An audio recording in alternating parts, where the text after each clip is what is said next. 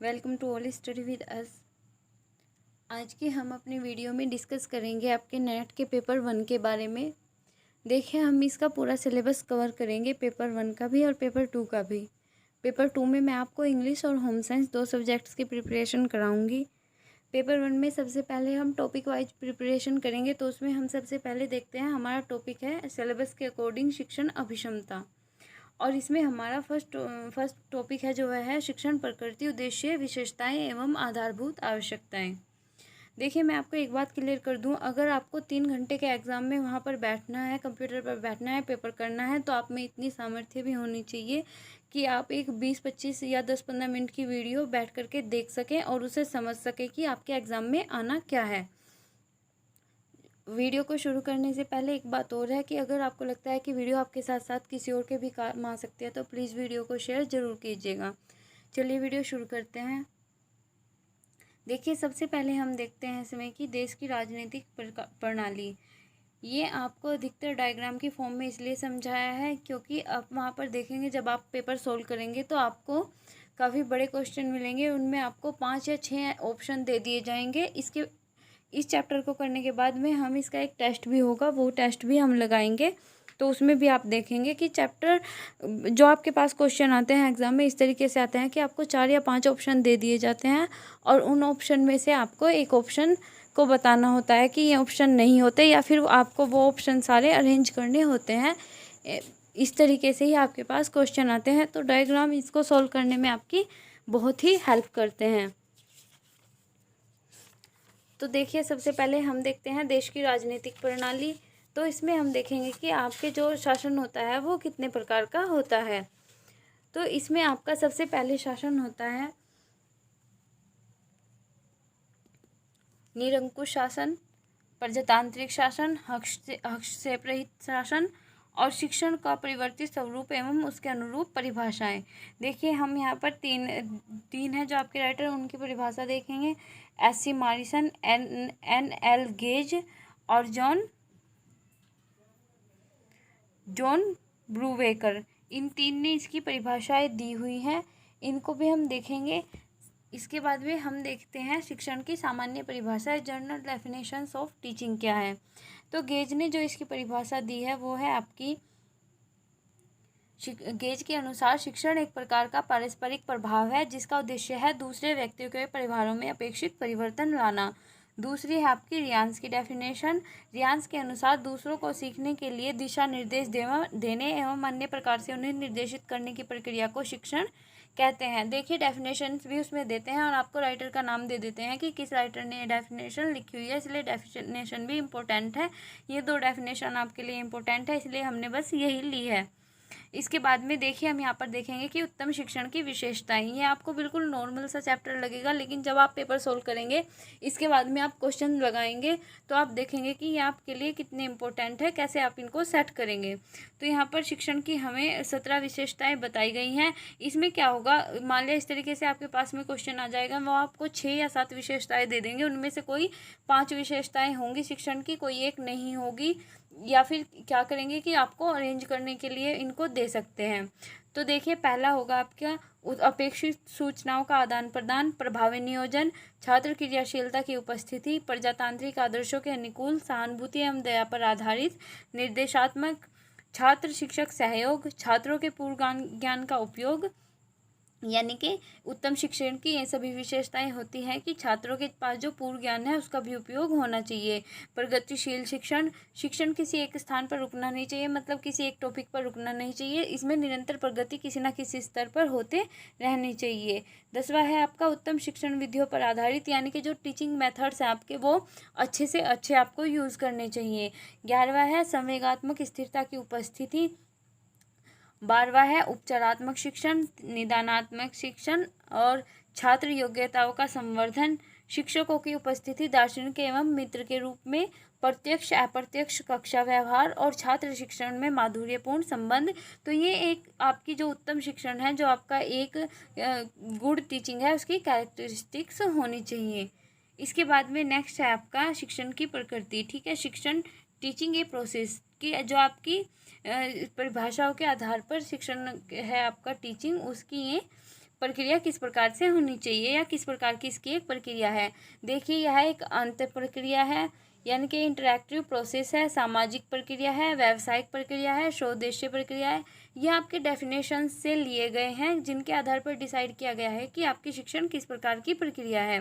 स्वदेशीय प्रक्रिया है, विकासात्मक प्रक्रिया है, संप्रेक्षण प्रक्रिया, आमने सामने होने वाली प्रक्रिया, उपचारात्मक विधि, तार्किक क्रिया, मापन योग्य क्रिया, सुधारात्मक प्रक्रिया, सतत प्रक्रिया, त्रिध्रुवीय प्रक्रिया, निर्देशन प्रक्रिया, औपचारिक प्रक्रिया और अनौपचारिक प्रक्रिया। तो यानी कि शिक्षण आपका जो है वो इन सभी प्रकार का है। आप चाहे तो इनका स्क्रीनशॉट्स भी ले सकते हैं। इसके बाद में नेक्स्ट है आपका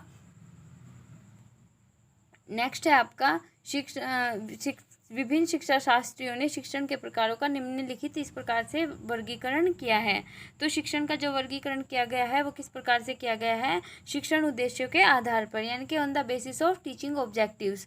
शिक्षण ज्ञानात्मक, भावात्मक और मनोगत्यात्मक, यानी कि साइकोमोटर। आपका शिक्षण उद्देश्यों के आधार पर 3 प्रकार का होता है, ज्ञानात्मक, भावात्मक और साइकोमोटर, यानी कि कॉग्निटिव, अफेक्टिव और साइकोमोटर। इसके बाद में शिक्षण के स्तरों के आधार पर भी आपका 3 ही प्रकार का होता है, स्मृति स्तर, मेमोरी लेवल पर, अवबोध स्तर पर और चिंतन स्तर पर, यानी कि मेमोरी लेवल, अंडरस्टैंडिंग लेवल और रिफ्लेक्टिव लेवल। ठीक है, शिक्षण के स्तर के आधार पर भी 3 प्रकार का होता है आपका, और शिक्षण उद्देश्यों के आधार पर भी आपका 3 ही प्रकार का होता है। इसके बाद में देखेंगे शासन प्रणाली के आधार पर। तो शासन प्रणाली के आधार पर ये आपका 3 प्रकार, शासन प्रणाली के आधार पर 3 प्रकार का होता है, निरंकुश शासन, प्रजातांत्रिक शासन और हस्तक्षेप रहित शासन। इसके बाद में शिक्षण के स्वरूप के आधार पर, on the basis of nature of teaching. तो शिक्षण के स्वरूप के आधार पर ये आपका होगा वर्णनात्मक शिक्षक, निदानात्मक शिक्षण और उपचारात्मक शिक्षण, जो कि अभी पीछे हमने आपको बताया भी था कि शिक्षण किस प्रकार की प्रक्रिया है। बस इस प्रक्रिया को अलग अलग तरीके से इसके आधार पर विभाजित किया गया है। शैक्षिक क्रियाओं के आधार पर, on the basis of educational process, यानी कि शैक्षिक क्रियाओं के आधार पर कितने प्रकार का है, ये शैक्षिक क्रियाओं के आधार पर भी 3 ही प्रकार का है, प्रस्तुतिकरण, प्रदर्शन और क्रिया। इसके बाद में यहाँ पर देखते हैं शिक्षण के चर। ठीक है, शिक्षण प्रक्रिया के 3 चर होते हैं, स्वतंत्र चर जो कि शिक्षक को माना गया है, परतंत्र चर जो कि छात्र होता है, और हस्तक्षेप चर जो कि पाठ्यक्रम होता है। इन्हें आप इस तरीके से डायग्राम के थ्रू समझ सकते हैं। जो स्वतंत्र चर होता है इसमें वो शिक्षक होता है आपका।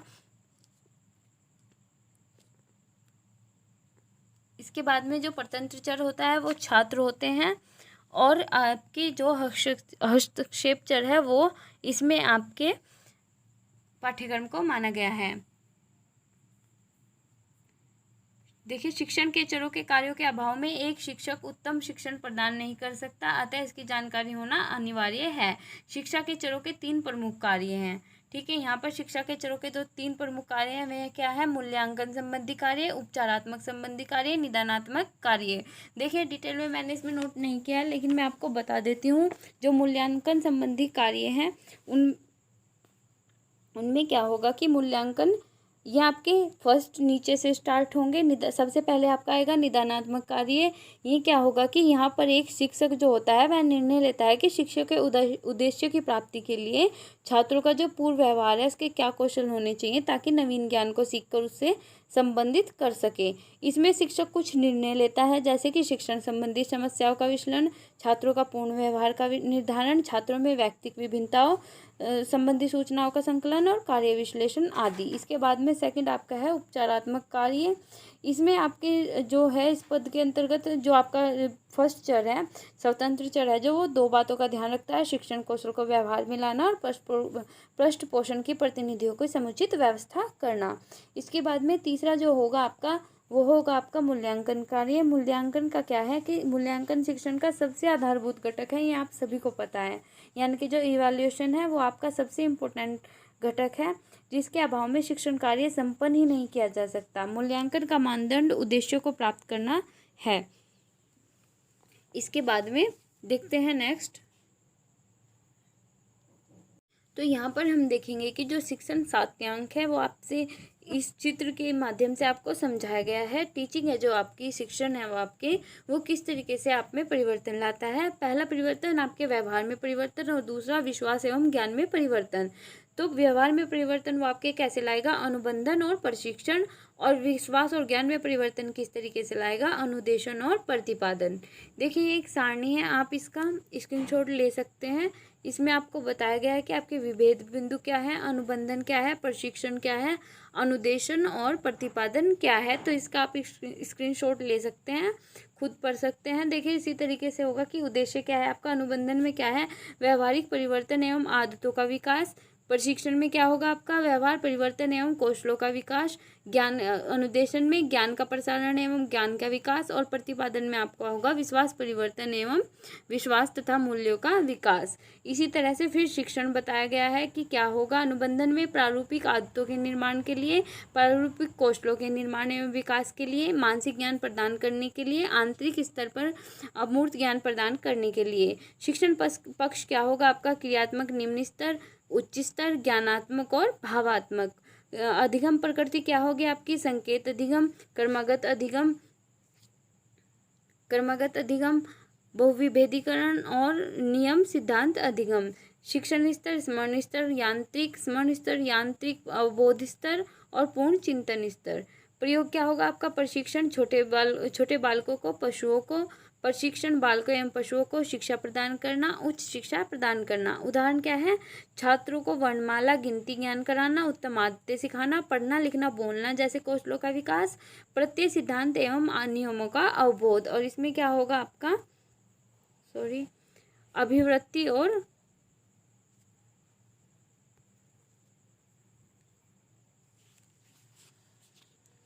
इसमें होगा आपका अभिवृत्ति, मूल्य, विश्वास एवं भावात्मक विकास। इसके बाद में नेक्स्ट देखते हैं। नेक्स्ट है आपका शिक्षण की अवस्थाएं या क्रियाएं। तो शिक्षण की क्रियाओं का अत्यधिक महत्व है, क्योंकि विद्यालय को इन्हीं क्रियाओं के माध्यम से सिखाया जाता है। विद्यालय में छात्रों को इन्हीं क्रियाओं के माध्यम से सिखाया जाता है। शिक्षण क्रियाओं का क्रमिक विश्लेषण 3 सोपानों में किया जाता है। फर्स्ट है आपका शिक्षण की पूर्व तत्परता अवस्था, प्री एक्टिव फेज। सेकंड है आपका शिक्षण की अंत प्रक्रिया अवस्था, इंटरमीडिएट फेज। और थर्ड है आपका शिक्षण तत्परता की बाद की अवस्था यानी कि पोस्ट एक्टिव फेज। इसके बाद में शिक्षण क्रियाओं का महत्व इम्पोर्टेंट है आपके लिए कि importance of operations of teaching. तो क्या है, शिक्षण क्रिया इसलिए की जाती है ताकि छात्रों के व्यवहार में अपेक्षित परिवर्तन हो सके। शिक्षण क्रियाओं के महत्व को निम्नलिखित बिंदुओं के द्वारा व्यक्त किया जा सकता है। पहला है, छात्र अध्यापकों को कक्षा में प्रवेश से पूर्व, कक्षा में प्रवेश के पश्चात कौन कौन सी क्रियाएं करनी है इसका ज्ञान भलीभांति हो जाता है। शिक्षण क्रियाओं के द्वारा ज्ञान द्वारा सेवा शिक्षक अपने शिक्षण कौशलों में अपेक्षित सुधार ला सकते हैं। शिक्षण क्रियाओं को अनुदेशन की मदद से पूरा किया जाता है, अतः ये क्रियाएं अनुदेशन रूपरेखा तैयार करने में भी मदद करती है। और चौथा क्या है आपका, शिक्षण क्रियाएं शिक्षण की विशिष्ट क्रियाओं के संपादन में सहयोगी सिद्ध होती है। शिक्षण क्रियाओं के आधार पर शिक्षण चरों को समझा जा सकता है। और छठा है आपका, शिक्षण क्रियाएं सीखने की दशाओं का निर्माण करती हैं। इसके बाद में इस डायग्राम के थ्रू हम समझेंगे। रॉबर्ट गेने ने अधिगम परिस्थितियों के स्तरीकरण की अवस्थाओं की व्यवस्था निम्नलिखित रूप में की है। यानी कि पहले क्या है, उद्दीपन अनुक्रिया संबंध, पूर्वावश्यकता, शाब्दिक स्तर संबंध, पूर्वावश्यकता, बहुभेदीय परिस्थिति, प्रत्यय अधिगम, अधिनियम अधिगम और समस्यात्मक अधिगम। ये आपका ऊपर से नीचे की तरफ चल रहा है, एक बार फिर से देख लेंगे। उद्दीपन अनुक्रिया संबंध, शाब्दिक स्तर संबंध, बहुभेदीय परिस्थिति, प्रत्यय अधिगम, अधिनियम अधिगम और समस्यात्मक अधिगम। इसके बाद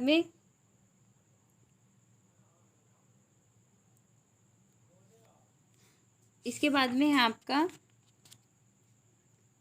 गेने द्वारा प्रस्तावित अधिगम परिस्थितियाँ। ये आपकी जो पहले बताई थी वो गेने द्वारा प्रस्तावित आपकी अधिगम की जो परिस्थितियाँ हैं ये सब वही है। पहले हम डिस्कस कर चुके हैं, अब ये उसके बाद है संकेत अधिगम, उद्दीपन अनुक्रिया अधिगम, श्रृंखला अधिगम, शाब्दिक संबंध अधिगम, बहुभेदीय अधिगम, प्रत्यय अधिगम, अधिनियम अधिगम और आपकी समस्या समाधान अधिगम। ठीक है, गेने द्वारा प्रस्तावित अधिगम परिस्थितियाँ। इसके बाद में ये आपका एक पावलोवियन अनुबंधन का रेखा चित्र है, इसका आप स्क्रीनशॉट ले सकते हैं। इसमें इतना कुछ खास इम्पोर्टेंट नहीं है, तो इसका कोई हम ज़्यादा डिस्कस नहीं करेंगे। इसके बाद में नेक्स्ट है आपका शिक्षण सिद्धांतों का आधार अधिगम सिद्धांत। ठीक है, इसमें क्या है आपका क्रॉनबेक की मान्यता है कि अधिगम सिद्धांतों के आधार पर शिक्षण सिद्धांतों की उत्पत्ति की जा सकती है। इसके लिए क्रॉनबेक ने निम्नलिखित 7 स्तर बताए हैं आपके। सबसे पहला है आपका परिस्थिति, सिचुएशन, कि आपकी परिस्थिति क्या होगी। परिस्थिति में क्या आता है आपका पाठ्य वस्तु क्या होगी, शिक्षक कैसे हैं, छात्र कैसे हैं, अधिगम सहायक सामग्री क्या है और अधिगम का उद्देश्य हमारा क्या है। फिर है छात्रों की विशेषताएं। छात्रों की विशेषताएं क्या है कि छात्रों की योग्यताएं और उनके व्यवहार के स्वरूप को ध्यान में केंद्रीय स्थान प्रदान किया जाता है। इसके बाद में होगा आपका लक्ष्य, कि आपका विद्यार्थी अपने कार्य का तत्काल परिणाम चाहता है, जिसका संबंध छात्र के लक्ष्य से होता है। छात्रों को लक्ष्य की ओर प्रेरित करना शिक्षक का कार्य होता है। फिर है अर्थापन, इसके बाद में क्रिया होगी, परिणाम होंगे और भय के प्रति प्रतिक्रिया होगी।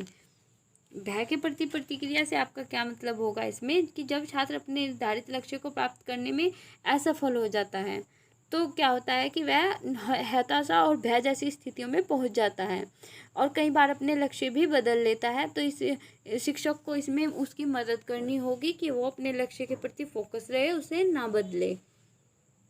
तो यही थी आपके लिए आज की वीडियो। यही टॉपिक, पहला जो आपका टॉपिक था वो इतना ही था। मैं इस पर आपके लिए जल्दी ही क्वेश्चन सेट लेके आऊँगी। जब आप उनको लगाएंगे तो आपको पता चलेगा कि इसमें से आपको कितने क्वेश्चन उसमें मिले।